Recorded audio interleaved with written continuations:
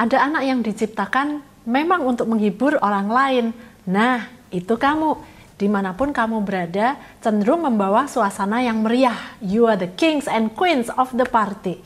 Oleh sebab itu, tipe kepribadian kamu dinamakan the performer. Kamu cenderung membawa suasana harmoni dimanapun kamu berada. Sehingga industri media dan komunikasi itu dipenuhi dengan orang-orang yang kepribadiannya mirip sama kamu. Sehingga Fakultas Media dan Komunikasi layak kamu pertimbangkan sebagai salah satu pilihan bidang studi.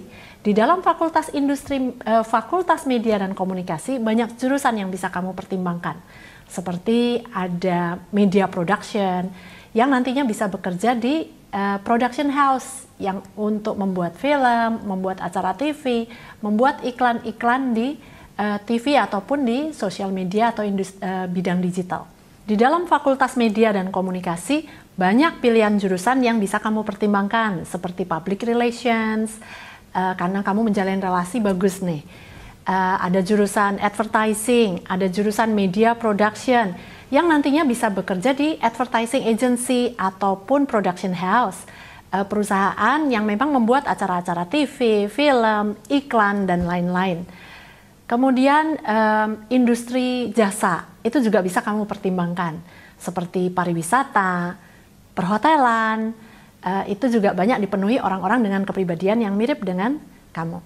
Selain industri media dan komunikasi, industri jasa juga layak kamu pertimbangkan seperti hospitality dan pariwisata atau kuliner. Hospitality seringkali salah diterjemahkan dalam bahasa Indonesia menjadi perhotelan, padahal sebetulnya bidang pekerjaannya tidak hanya di hotel.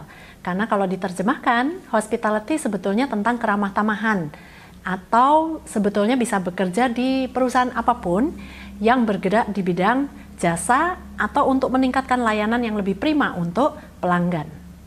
Tidak hanya terbatas pada industri media, komunikasi, dan jasa yang mungkin bagi kepribadian seperti kamu sering dianggap lebih fun ya, lebih dinamis.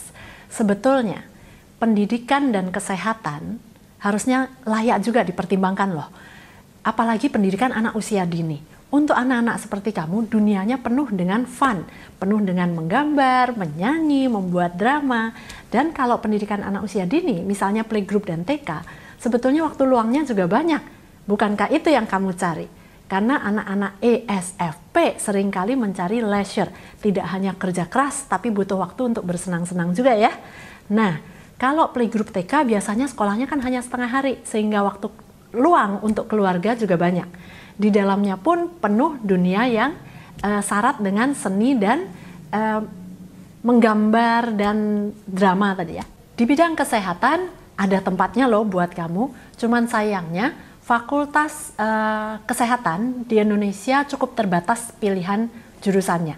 Kebanyakan hanya seputar ilmu gizi, kesehatan masyarakat, dan untuk bidang-bidang terapi seperti fisioterapi, occupational therapy, dan lain-lain cenderung tingkatannya sebagian besar masih hanya D3 ya, atau diploma. Sedangkan di luar negeri, bagi yang beruntung bisa kuliah di luar negeri, coba cek Fakultas Health Sciences, bukan Faculty of Medicine, tapi Faculty of Health Sciences.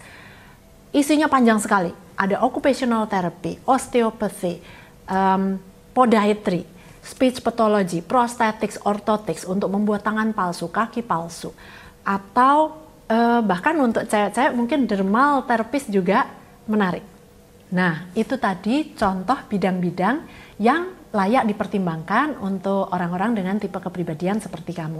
Tapi bukan berarti hanya terbatas di bidang-bidang yang tadi saya sebutkan. Itu tadi hanya contoh ya. Intinya sebetulnya orang dengan tipe kepribadian seperti kamu tidak suka terlalu banyak teori. Mereka suka banyak action. Mereka suka project based yang banyak praktek. Butuh pekerjaan yang banyak memicu adrenalin. Nah, tapi kalau kamu tertarik untuk mempelajari sesuatu yang kira-kira kurang sesuai nih dengan tipe kepribadian bawaannya, saya tidak melarang orang ingin belajar. Pada dasarnya orang mau belajar apa saja boleh, asalkan kamu harus tahu ada hal-hal tertentu di mana kamu nanti harus keluar dari zona nyaman. Ya tinggal disiasati saja cara belajarnya. Bisa saja dengan kerja kelompok, nanya teman-teman yang memang lebih menguasai bidangnya karena lebih sesuai dengan kepribadiannya.